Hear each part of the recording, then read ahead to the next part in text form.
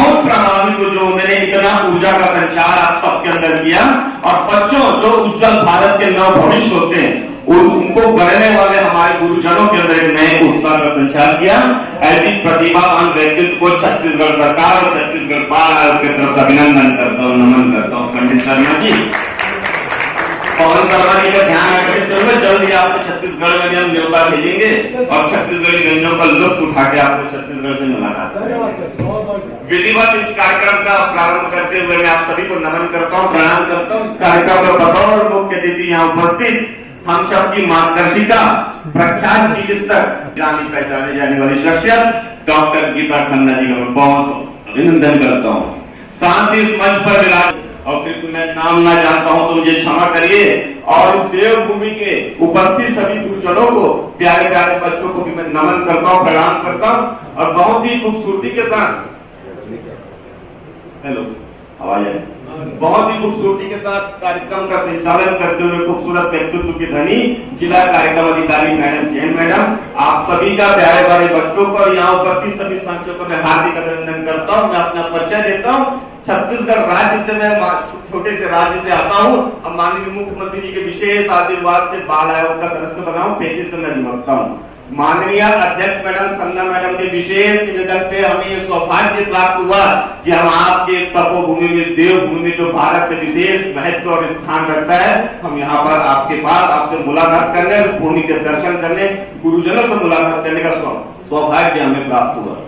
माननीय नरेंद्र मोदी सरकार के द्वारा देश में परीक्षा पर्व का आयोजन विविध राज्यों में दिशा निर्देश जारी करके आयोजित कराया जा रहा है। उस कार्यक्रम का आयोजन बाल अधिकार संरक्षण आयोग के माध्यम से कराया जा रहा है।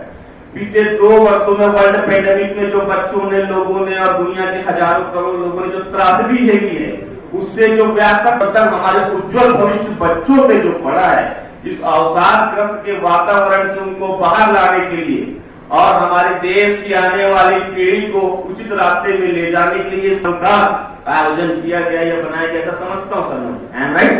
बिल्कुल सही है। निश्चित रूप से शर्मा जी ने आपको एक व्यापक तरीके बताया, बहुत ही उम्दा तरीके से, बहुत सरल और ग्रंथ शब्दों में आपको परिवर्तन करना सिखाया कि हम कैसे आगे बढ़े, सीखे, समझे और चले। According to my personal knowledge, बच्चों को शिक्षा के साथ साथ व्यवहारिक जीवन की चीजें सिखाना भी बच्चों का काम होता है। मैं आप सबसे जानना चाहूंगा कि बच्चों का सर्वोत्तम हित कहाँ होता है? एनीवन?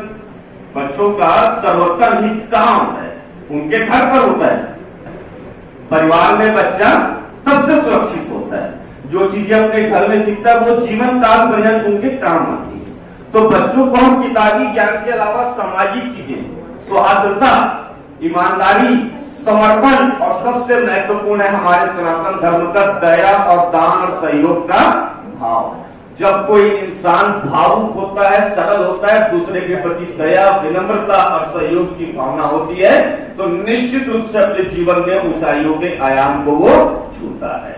जैसा हम सब सुनते हैं, बहुत ही सरल भाषा में एक उदाहरण हम देते हैं, जैसी करनी वैसी भरनी।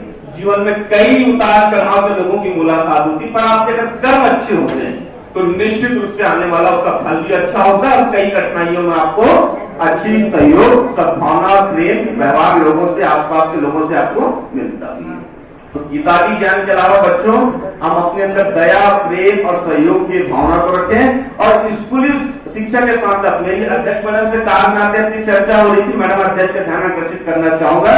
प्रत्येक सरकारों से हम राष्ट्रीय बाल अधिकार आयोग के माध्यम से एक निवेदन पत्र, एक आग्रह पत्र, सुझाव पत्र भेजा रहे हैं कि बच्चों को स्कूल स्तर में ही स्कूली शिक्षा के साथ साथ तकनीकी शिक्षा भी दी जाए। जरूरी नहीं कि हर बच्चा डॉक्टर, इंजीनियर, वकील बने, कुछ हुनर उसके अंदर है, वो अपने आप को सेल्फ एस्टेब्लिश होना चाहता है, अपने आप को तैयार करना चाहता है, तो कुछ तकनीकी शिक्षा उसको स्कूल स्तर में भी शासन से मिलना चाहिए। निश्चित रूप से मैं छत्तीसगढ़ से आया तो बात कराऊंगा। आप सभी बोर तो नहीं हो रहे मुझसे, क्योंकि हम शर्मा साहब को बड़े अच्छे सुना, उनकी बराबरी तो हम कर नहीं सकते सर। आपने मुझे बहुत सी रखी मैंने सर। उत्तराखंड के पहाड़ों की बराबरी छत्तीसगढ़ से नहीं हो सकती, आप पहाड़ हैं, सौंदर्य हर तरफ है सर, ये तो आपकी मौजूदा है। तो निश्चित रूप से छत्तीसगढ़ सरकार का माननीय मुख्यमंत्री भूपेश बघेल जी का आपने नाम सुना होगा। हालांकि वो कांग्रेस से बिलोंग करते हैं और बहुत ही उम्दा तरीके से जनमानस के सहयोग और प्रेम के साथ छत्तीसगढ़ राज्य को विकास की उन्नति और ऊंचाइयों में ले जा रहे हैं। उन्होंने बहुत अच्छा काम किया अभी कि हमने जितने बच्चे पीएससी, यूपीएससी, आईआईटी की पढ़ाई की तैयारी कर रहे हैं, बैंक, रेलवे की तैयारी कर रहे हैं, उनको सरकार कलेक्टर स्तर पे अपने स्तर में उनकी परीक्षाओं में कॉम्पिटेंस एग्जाम उनको सहयोग प्रदान करती है। अभी हाल दिन के बाद पेपर में न्यूज में आई थी कि जिन बच्चों का यूपीएससी में इंटरव्यू के लिए चयन हुआ, छत्तीसगढ़ राज्य के जन्म के बाद पहली बार ऐसा हुआ कि सरकार ने छत्तीसगढ़ भवन, देश के कैपिटल पे भवन होता है जहाँ अधिकारी नेता रुकते हैं, वहां पर अपने खर्च से उनके रुकने की व्यवस्था कराई, इंटरव्यू में उनके आवागमन की व्यवस्था कराई ताकि वो अच्छे से अपने काम को कर सके, परफॉर्मेंस दे सके, ग्रोथ पा सके और अपने जीवन में आगे जा सके। अभी छत्तीसगढ़ शासन के मुख्यमंत्री जब विदेश यात्रा करके आए, उनको अनुभव हुआ कि छत्तीसगढ़ राज्य में बहुत आदिवासी बहुल क्षेत्र रहा है, शिक्षा का वो जागरूकता का स्तर नहीं रहा है, कहीं उनका विशेष ध्यान था।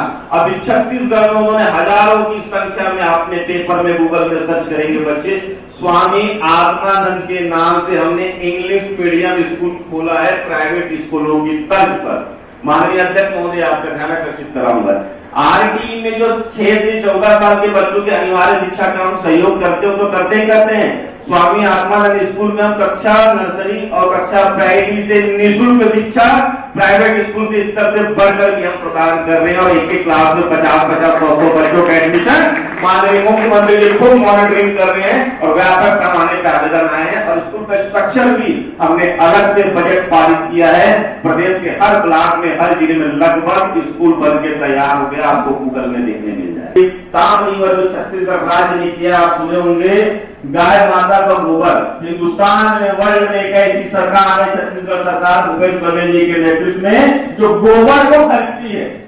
प्रति 2 रुपए किलो हम छत्तीसगढ़ राज्य में आम जनता से, चरवाहों से गोबर को खरीदते हैं।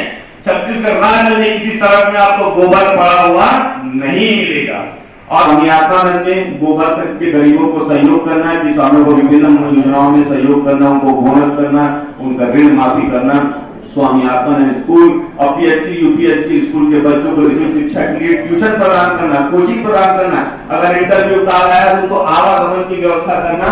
ऐसा बच्चों के हित में छत्तीसगढ़ सरकार बाल अधिकार संरक्षण नाम का विशेष ध्यान रहता है। और आज मैं यहाँ पर आके आप सबके बीच मुझे बोलने का मौका मिला, आप सबसे मुलाकात हुआ, इतना सुंदर वातावरण, हर किसी के व्यक्तित्व में अलग ही चमक, एक अलग ही रोशनी हमको देखने को मिलती है। इसी कारण इसको देवभूमि कहा जाता है। सबके व्यक्तित्व में, सबके चेहरे में, सबके व्यवहार में सूर्य से प्रकाश का तेज। निश्चित रूप से आप सबको पुनः नमन करता हूँ, प्रणाम करता हूँ और बच्चों को उज्जवल भविष्य की ढेर सारी शुभकामनाएं देता हूँ। मैडम गीता खन्ना जी को किसी विशेष अवसर पे आज ये विधिवत आमंत्रित करता हूँ। निश्चित रूप से आपको निवेदन भेजेंगे, हमें पूरा विश्वास है आप जैसे कम समय से समय निकालकर हमारा निवेदन जरूर स्वीकार करेगी। शिक्षा विभाग के तमाम अधिकारियों को, बाल आयोग के तमाम सदस्यों को, इस देवभूमि को, नैनीताल और भीमताल के लोगों को, यहाँ की जनताओं को नमन करता हूँ, प्रणाम करता हूँ। बहुत बहुत धन्यवाद। Thank you very much.